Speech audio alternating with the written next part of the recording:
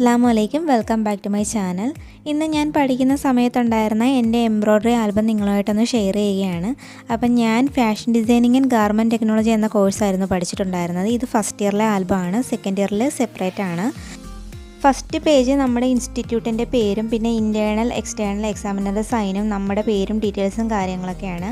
Next page നമ്മളുടെ സബ്ജക്റ്റിൻ്റെ നെയിമാണ്. First ഇയറിൽ സബ്ജക്റ്റിൻ്റെ name surface ornamentation എന്നാണ്. നെക്സ്റ്റ് നമ്മൾ ആ വർഷം പഠിച്ചിട്ടുണ്ടായിരുന്ന എല്ലാ സ്റ്റിച്ചുകളും നമ്മൾ ഒരു ചെറിയ രീതിയിൽ ചെയ്ത് കാണിച്ചിട്ടുണ്ടായിരിക്കണം. അതായത് ഫസ്റ്റ് ഇയറിൽ പഠിച്ചിട്ടുള്ള എല്ലാ ബേസിക് ആയിട്ടുള്ള സ്റ്റിച്ചുകളും നമ്മൾ ഒരു തുണിയിൽ എല്ലാം ഉൾപ്പെടുത്തിക്കൊണ്ട് ഓരോന്നായിട്ട് ഓർഡർ അനുസരിച്ച് നമ്മൾ ചെയ്ത് കാണിച്ചിരിക്കണം. ഇതിൽ ഞാൻ ഇപ്പോൾ ചെയ്തിരിക്കുന്നതിൽ 40-45 സ്റ്റിച്ചുകളുണ്ട്. പക്ഷേ ഒരു 5-6 സ്റ്റിച്ച് മിസ്സിങ് ആണ്. എനിക്ക് ആ സമയത്ത് എല്ലാം കൂടി ചെയ്തപ്പം ഒരു 3-4 മറന്നുപോയി, വിട്ടുപോയി. അങ്ങനെ എല്ലാം കൂടെ ഉൾപ്പെടുത്തിക്കൊണ്ട് നമ്മൾ സ്റ്റിച്ചുകൾ കാണിക്കുക. ഇനി അടുത്ത പേജ് മുതൽ നമ്മളുടെ വർക്കുകൾ സ്റ്റാർട്ടാവും. അപ്പോൾ ഫസ്റ്റ് സ്റ്റിച്ച് റണ്ണിങ് സ്റ്റിച്ചാണ്. നമ്മൾ ഏത് സ്റ്റിച്ച് ചെയ്യുമ്പോഴും നമ്മളൊരു സിംഗിൾ പീസിൽ ആ സ്റ്റിച്ച് എങ്ങനെയാണ് വരുന്നതെന്ന് കാണിച്ചിട്ടുണ്ടായിരിക്കണം. പിന്നീട് അതൊരു ഡിസൈനിൽ കാണിക്കുക. പിന്നെ അതിൻ്റെ അപ്പുറത്തെ സൈഡിലായിട്ട് സ്റ്റിച്ചിൻ്റെ വല്ല ഡീറ്റെയിൽസും കാര്യങ്ങളും ഉണ്ടെങ്കിൽ അത് തയ്ക്കുന്ന വിധമോ എന്തെങ്കിലും ഉണ്ടെങ്കിൽ അത് എഴുതി കാണിച്ചിട്ടുണ്ടായിരിക്കണം.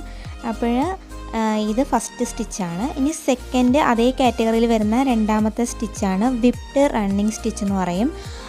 ഇതും എല്ലാ സ്റ്റിച്ചുകളും നമ്മൾ ഒരു സിംഗിൾ പീസിൽ സ്റ്റിച്ചുകൾ എങ്ങനെയാണ് ചെയ്യുന്നത് കാണിച്ചിട്ടുണ്ടായിരിക്കണം. പിന്നീട് അതൊരു ഡിസൈനിൽ കാണിക്കുക. പിന്നീട് എൻ്റെ ഡീറ്റെയിൽസുകൾ അപ്പുറത്തെ സൈഡിലായിട്ട് കാണിച്ചിട്ടുണ്ടായിരിക്കണം. ഇത് ലേസ്ഡ് റണ്ണിങ് സ്റ്റിച്ചാണ്. ഇനി അതേ ഫാമിലിയിൽ വരുന്ന ഇൻ്റർലേസ്ഡ് റണ്ണിങ് സ്റ്റിച്ചാണിത്.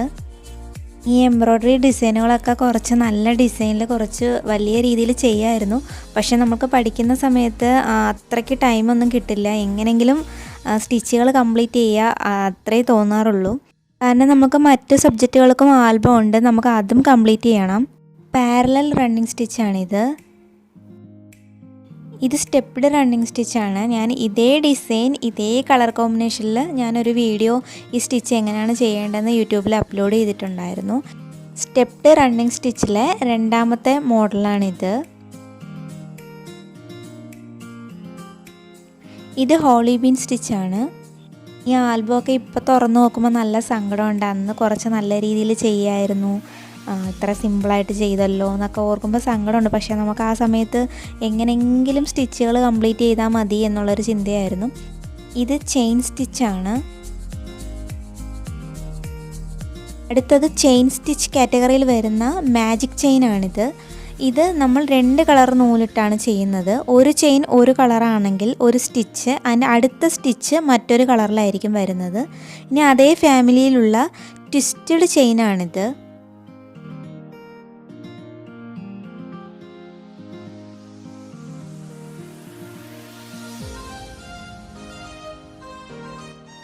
ഇത് ബാക്ക് സ്റ്റിച്ചാണ്. അടുത്തത് സ്റ്റെം.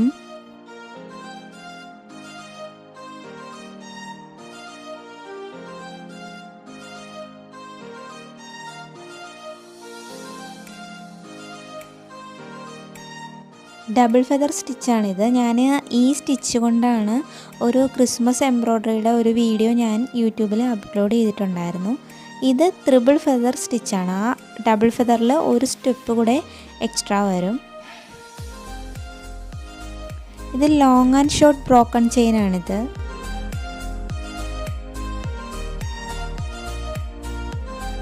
ഇത് ബ്രോക്കൺ ചെയിൻ.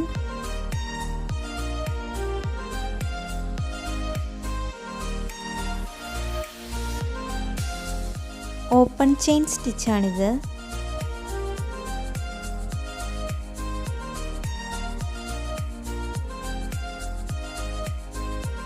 ഈ സ്റ്റിച്ചിൻ്റെ പേര് ക്ലോസ്ഡ് ബ്ലാങ്കറ്റ് സ്റ്റിച്ച് എന്നാണ്. ഇതൊരു ത്രികോണ ഷേപ്പിൽ വരുന്നതാണ്. ഈ സ്റ്റിച്ച് എങ്ങനെയാണ് ചെയ്യുന്നതെന്ന് എനിക്കിപ്പം മറന്നുപോയി, എനിക്കിപ്പോൾ കിട്ടുന്നില്ല.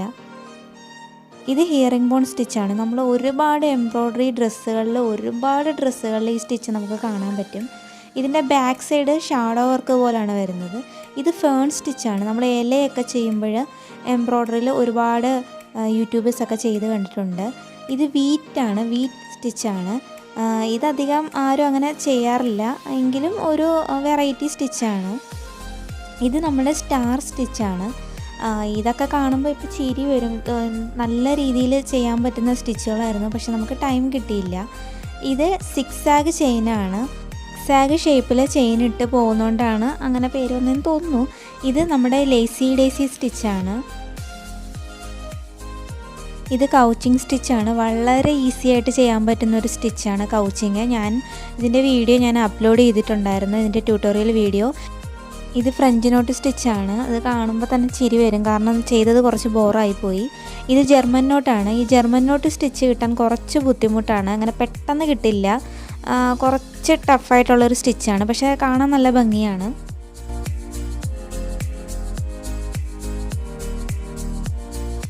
ഇത് മല്ലിക് എന്ന് പറയുന്ന ഒരു സ്റ്റിച്ചാണ്. അധികം അങ്ങനെ യൂസ് ചെയ്യാറില്ല. ഞാൻ എല്ലാ സ്റ്റിച്ചിൻ്റെയും ഇടതുവശത്ത് അത് ചെയ്യേണ്ട രീതികളും അതിനെക്കുറിച്ച് കുറച്ച് ഡീറ്റെയിൽസ് എഴുതിയിട്ടുണ്ട്. എല്ലാവരും ചെയ്തിരിക്കണം അത്.